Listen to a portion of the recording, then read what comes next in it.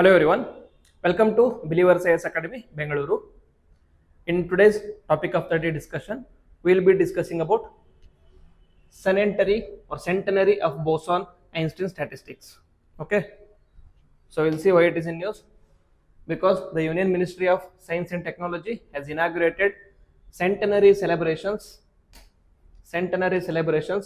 of Bose-Einstein Statistics at the Bose National Centre for Basic Sciences. What is centenary? Centenary is the 100th year.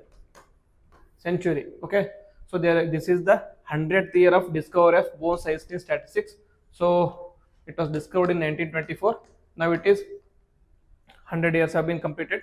So in the commemoration of the discovery, the centenary celebrations have been kicked off in Bose National Centre for Basic Sciences. So now we'll understand what is Bose-Einstein Statistics and what is bosons, what is Bose-Einstein Condensate, etc. etc. So first one, what is Bose-Einstein Statistics? So Bose-Einstein Statistics, okay, it describes how certain particles called bosons like photons and helium-4 atoms behave, especially at a low temperature. Okay, so before this I will give a background to this. Okay, in India there was a famous scientist called as Bose.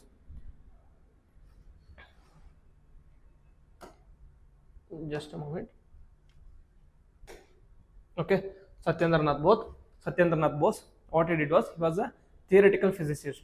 He used to research about atomics, subatomics, or subatomic particles, fundamental particles, and he wrote a paper about what happens to particles when they are cooled at a below low temperatures. Okay, very low temperatures, what will be the state of the particles? And he wrote this paper and he sent it to Albert Einstein.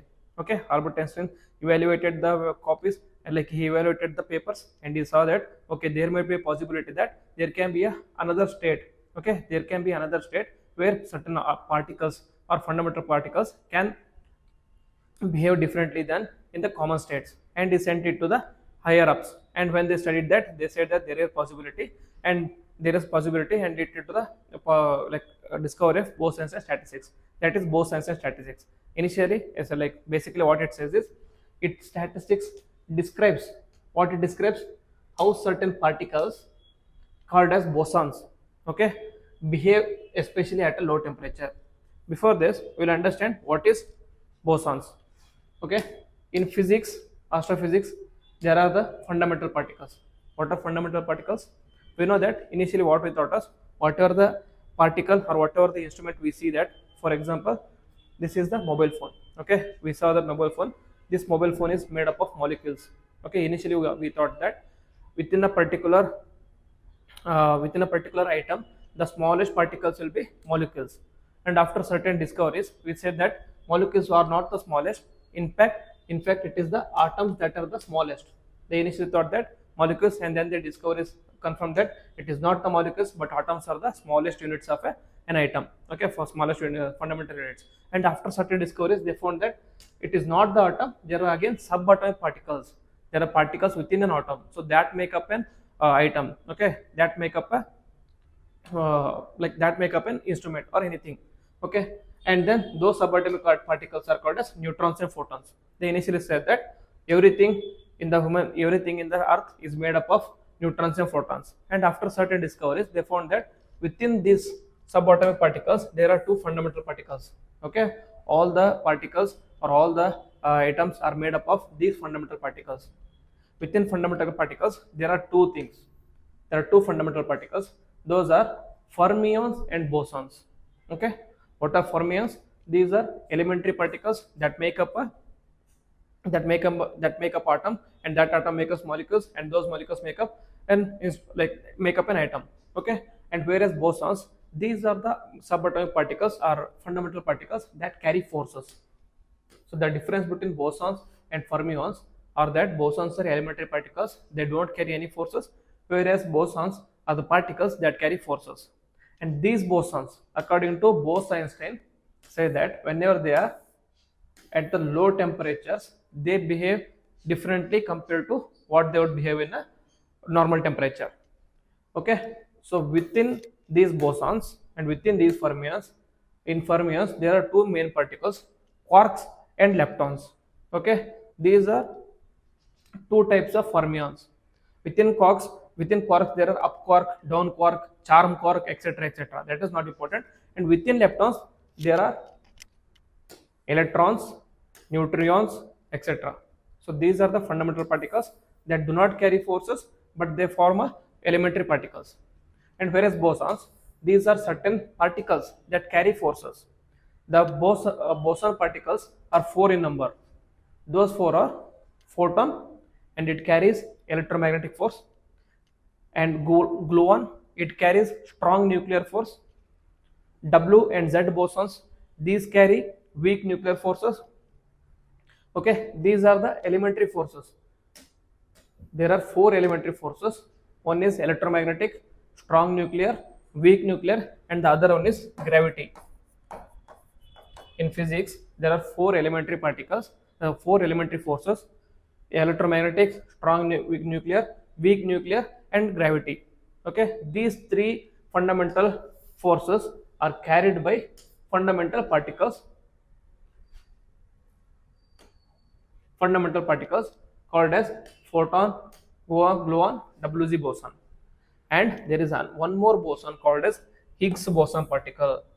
This Higgs boson particle is often called as God particle. Why it is called as God particle? It was thought that initially after the Big Bang, there were certain particles who had the capacity to give mass to another particle. Meaning it is like a God. I am giving you mass to certain particles. So these Higgs boson particles have the capacity to provide mass to quarks, leptons, Wz bosons, and other elemental particles.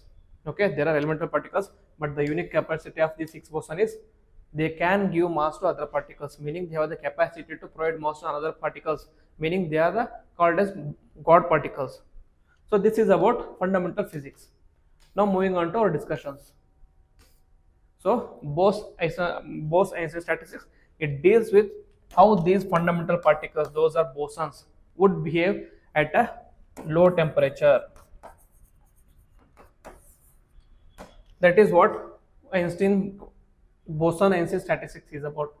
It was initially developed by Satyendranath Bose, as I already said, and Albert Einstein. It explains the behavior of bosons, which are particles that can exist at the same state at others. And one more unique property of bosons is that they can exist in the same state at other bosons. Okay, this is nothing but quantum superposition.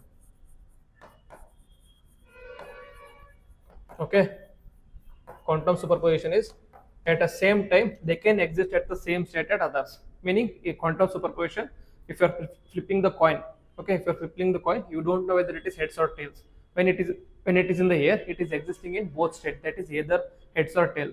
That is called a superposition. And in quantum level, a particle can exist in multiple states. Okay, that is quantum superposition. And unlike other particles, boson can share a quantum state, meaning multiple bosons can exist in the same place with the same energy. That is quantum superposition. And it is used to understand particles that don't follow the Pauli exclusion principle. What is Pauli exclusion principle? A Pauli exclusion principle states that two fermions example is electrons, cannot occupy the same state. Meaning in the fundamental particles, fermions cannot exist in the same state, meaning they do not have the capacity of quantum superposition, whereas bosons have the capacity of quantum superposition. Okay, hope this discussion is clear. Now moving on to the Bose-Einstein condensate. Okay, Bose-Einstein condensate. What is Bose-Einstein condensate?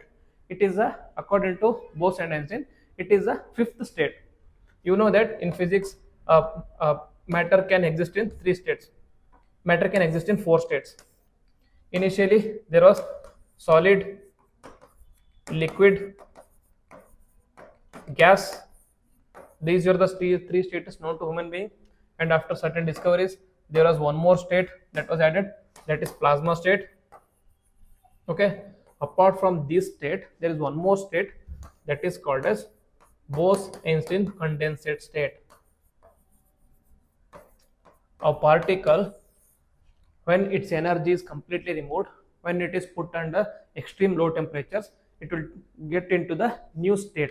The state is called as Bose-Einstein condensate. This was again discovered by Einstein. Bosons, when cooled near absolute zero, lose their individual properties and combine to form a single quantum state. Understand it like this. Okay. Suppose you are going to organize a party in your home. What you do is you are bringing certain cold drinks. What you will do is we'll keep those cold drinks in a freezer. Okay, fridge. Okay, or after 1.5 hours or after 2 hours, what happens is all the cold drinks, okay, all the bottles of cold drinks have got the similar properties, that is they are cold and very chilled, same, they share the same properties. Okay, instead of like cold drinks or bottles, now imagine the bosons. When these bosons cooled at a low temperature, that is near absolute zero temperature, they lose the individual properties. Okay, the individuals, before you keep certain bottles in the cooler or freezer, some bottles will be warm, some bottles will be cool, but when you keep them together for certain amount of time, all the bottles contain the same state, that is cool state. Here similar thing happens. If you keep the bosons, each boson particle will lose the individual property and they will gain a common properties and combine to form a single quantum state. This state is known as Bose-Einstein condensate. It was initially just provided by theory. It was provided in theory in 1924, but it almost took 70 years for it to achieve in practicality. And this was achieved by Eric Cornell and Carl Wieman. What they did is they used rubidium atoms. Rubidium is an element, and they used the rubidium. They use the lasers to remove all the all the energy of the rubidium particles, and with the help of lasers they removed that charges, and they removed the energy of the rubidium particle, and they kept in the enclosed area, and there they made them to go through. They were cooled near the absolute zero. When they were cooled near the absolute zero, they attained a new state called as Bose-Einstein condensate. This proved the theory which was provided by Bose-Einstein. Okay, because of proving this theory, they earned Nobel Prize in physics. Okay, so they proved the theory, they earned the Nobel Prize, but sadly the theory given by Satyendranath Bose, he hasn't got a new Nobel Prize. That is a sad reality. And again, Higgs, he was a physician. He discovered Higgs boson particles.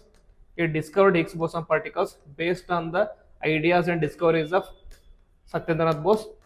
This Higgs person got the Nobel Prize, but our Satyendranath Bose didn't get the Nobel Prize. Okay, it was initially said that there were certain racist minds in the Nobel Prize committee, that is he didn't get the, there are some criticisms or theories. And then moving to this our discussion, Bose-Einstein condensate exhibit the unique quantum behaviors like zero viscosity, that is they will flow without any friction. Okay, and act as a superatom that is extremely sensitive to any other outside influence. So Bose-Einstein condensate, it is saying that zero viscosity. Zero viscosity means there is no resistance, there is no friction. When there is no friction, if you start an atom, if you start a material, or if you start a matter to move, it will remain in the state, it will remain in the movement until it is stopped by another force. Okay, normally what happens is if you roll any ball down the hill, it will start rolling. It will stop when there is a friction. When the friction gets friction is more than the gravity, when the friction is more than the moment, that ball stops. But in this zero viscosity level, or in this without friction, what happens is if you roll down the ball, because of zero viscosity, it will keep on moving until it is stopped by an external force. That is called as superconductivity also. In superconductivity, what you need is you need zero friction. So now, as you know, there are various advantages of this Bose-Einstein condensate. We'll try to understand what are the applications and advantages of Bose-Einstein condensate.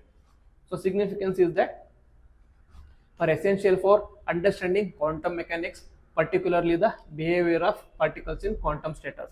As I said, bosons can stay at a multiple states at a can be in multiple states in a single place.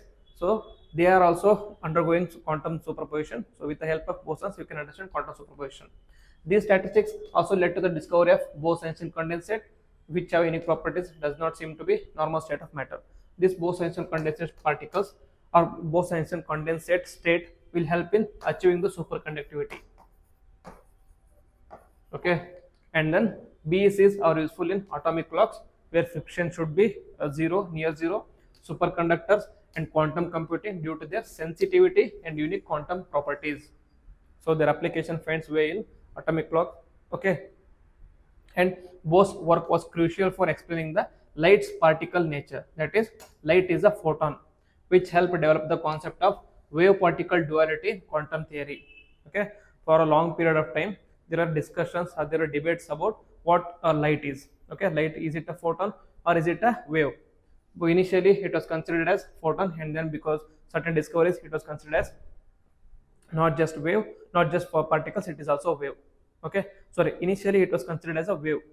They considered for like light particles to be a wave kind of thing, but later during the discovery of Bose and Einstein, they found that it is not just a light but is also a photon kind of thing. So it is a wave particle duality which is present in quantum theory. And then Bose-Einstein Statistics paved the way for studying low temperature physics, allowing scientists to observe quantum effects in larger systems. So Bose-Einstein condensate is responsible for development of quantum computing and other things. These statistics and the discovery of BEC continue to inspire new fields of research, including the quantum fluids and quantum phase transitions. So this is about Bose-Einstein condensate and Bose-Einstein particles and bosons, etc., etc. The discussion was more about physics actually, but these kind of physics questions are very important from UPSC prelims perspective. And there was a question directly asked about Bose-Einstein condensate or Bose-Einstein statistics in 2017 or 2018 mains. So UPSC tends to ask questions out of physics in the GS3 question paper. So this is very important. At least have an idea about these fundamental particles and other things. If you like the video, if you gain something out of it, please like it, comment it, and share with your friends. And if you have any other video ideas, do comment in the comment box. With this, I will end the video. Jai Hind.